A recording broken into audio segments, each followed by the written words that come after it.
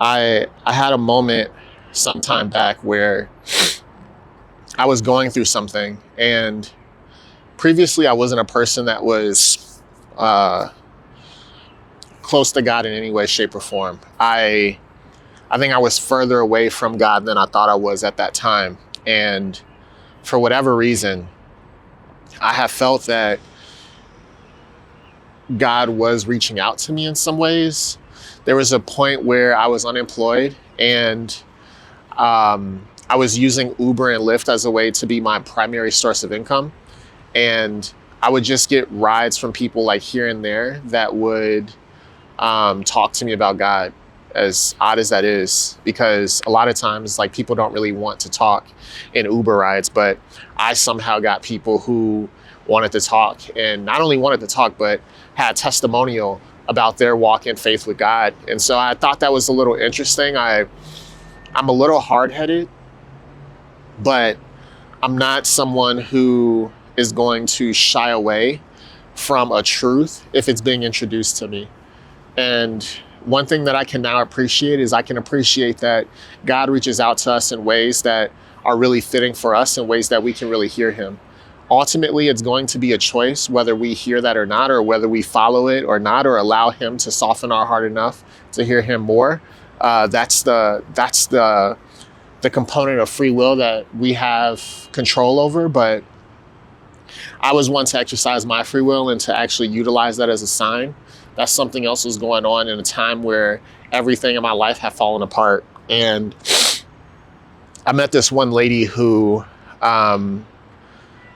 she asked me how to pronounce my name. I told her, and she then told me that her brother shared the same name as me, same spelling, same pronunciation, however you say that word, I don't know. But it was pronounced the same. And she asked me, what is it that I pray for? And this was a odd question for me because it came out of nowhere. There wasn't really much context besides my name, because my name is biblical, or at least how it came to me was from the Bible. My uncle named me. And she asked me, what is it that I pray for? Because she wanted to double down and pray for me.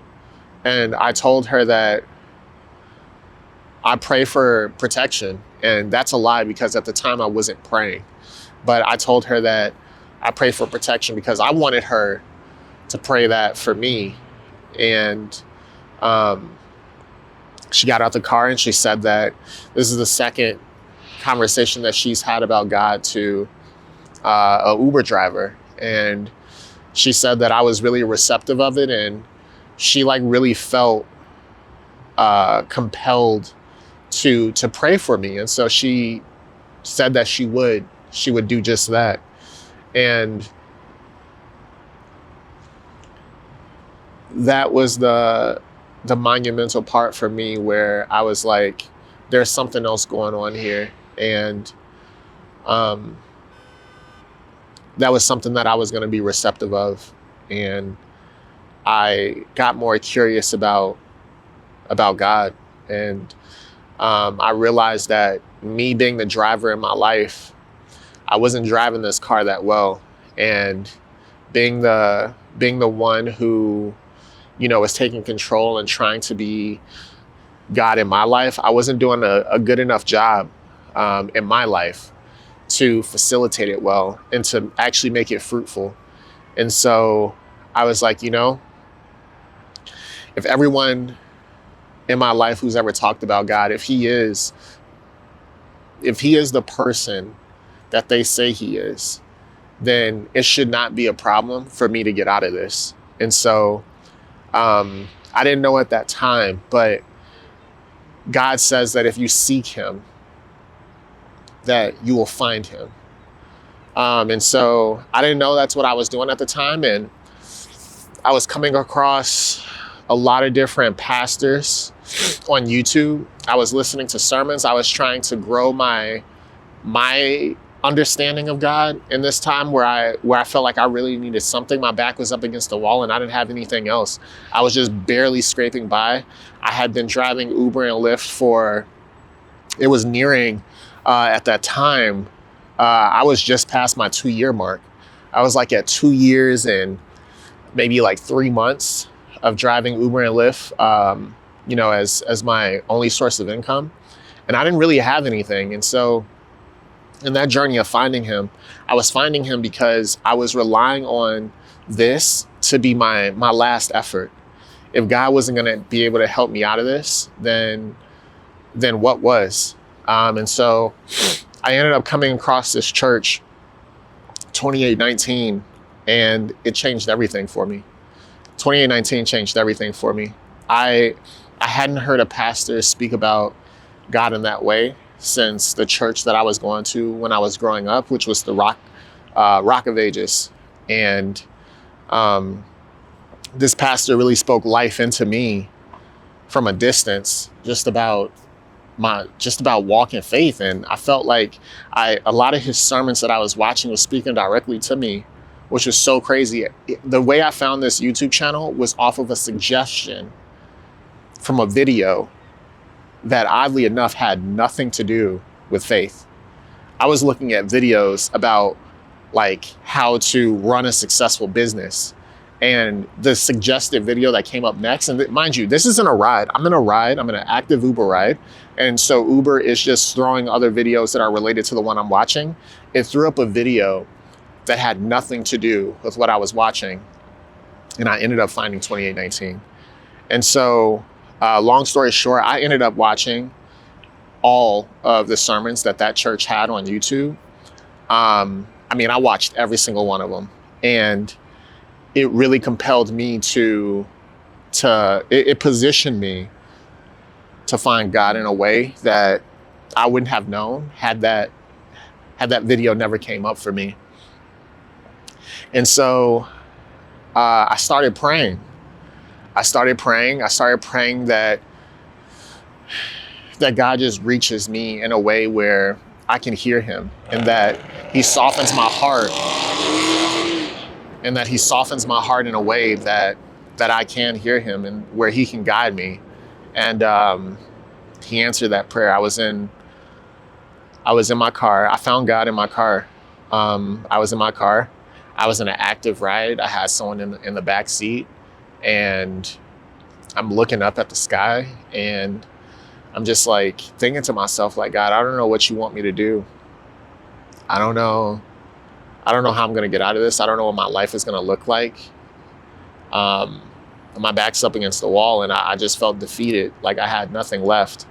And that's when oh my God, that bee was huge. And that's where he met me. And I got this feeling like in my chest that was telling me to get a Bible. That's literally what I heard. And it blew me away because my internal voice happens in my head, and this voice was happening in my torso. And so, like I said, I had nothing left. So I went on Amazon. I ordered the King James version of the Bible, and I tried to read it. But every time I try reading that, I kid you not, I would like have the worst allergies ever. My attention would just, it's like I had trouble focusing. Allergies would start flaring up.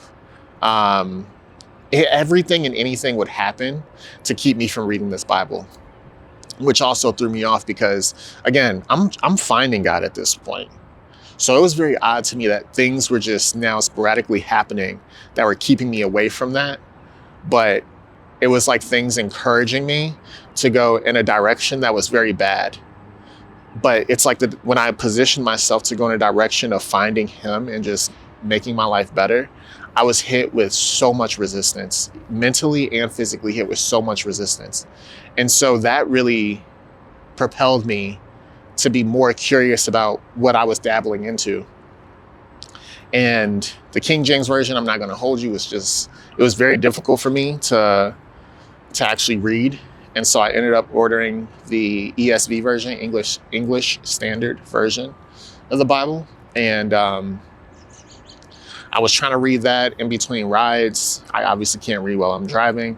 I was taking my time to read it like when I got home, when I had free time, but it was just moving really slow. And for whatever reason, I felt like I had a due date. Like it felt like there was a deadline to get this done. I don't know where this pressure was coming from, but it literally felt like there was a deadline for me to get this done. And so I ended up finding out about the Bible app, and I ended up later finding out that it was, you could turn it into an audiobook where you could just listen to it. And that was a game changer for me, because now I was able to listen to the Bible while I'm driving, and I could actually follow along with the words. And in between rides, I can highlight, I can reread, I can re-listen. So, I mean, I listened to that Bible front to back. I read it front to back. I reread chapters over and over again. Some chapters I read over 8 times, over and over again, 8 times. I was so addicted to understanding who God was and the character of God that I immersed myself in that Bible in that first reading. I finished the entire Bible in a month and a half, and not probably like 2 weeks, maybe 2.5 weeks after reading the Bible, I had a recruiter reach out to me on LinkedIn for an interview for the job that I'm currently in right now. And I had my interview. It went really well. They pushed me to a second interview. They were moving very quickly, which was crazy because no other interview I was having was going anywhere, let alone moving this quickly. And so I had my second interview. Turns out my boss, we worked at a previous company together. So he was familiar with me, which was absolutely crazy. He really liked my work ethic and my grit. And I was hired. And I got the answer to the question that I had earlier, which was, why do I feel rushed? Why does it feel like there's a deadline?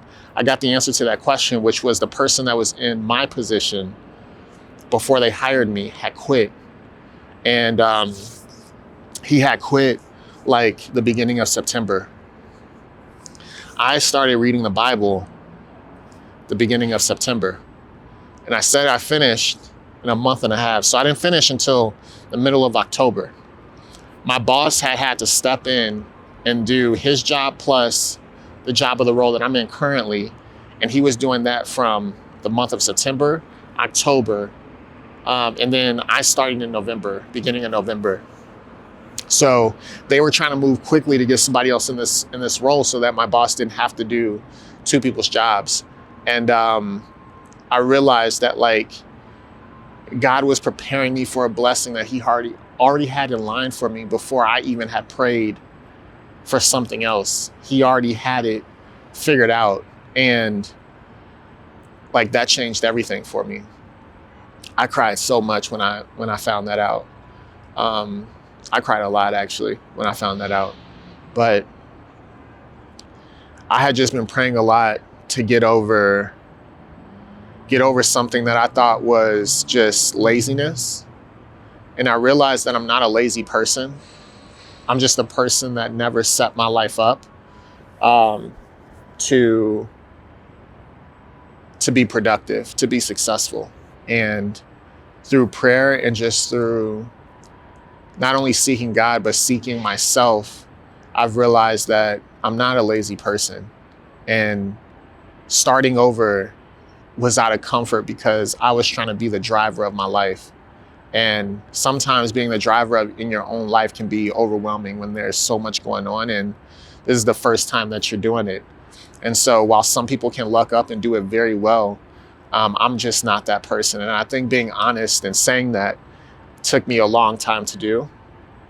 It took a lot of humility in those 2.5 years through driving Uber and Lyft and feeling like people were judging me as less or looking at me as less. It took a lot of humility for me to get to a point to push my ego aside and let someone else be the driver of everything. And to let go of wanting to create things on my own and wanting to be more interested of doing things with him in it. And so I'm starting over again.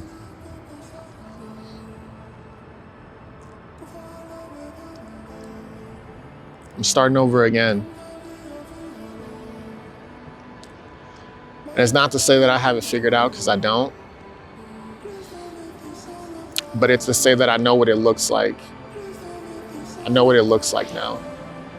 And so this time that I'm starting over, this is going to be the last time that I start over.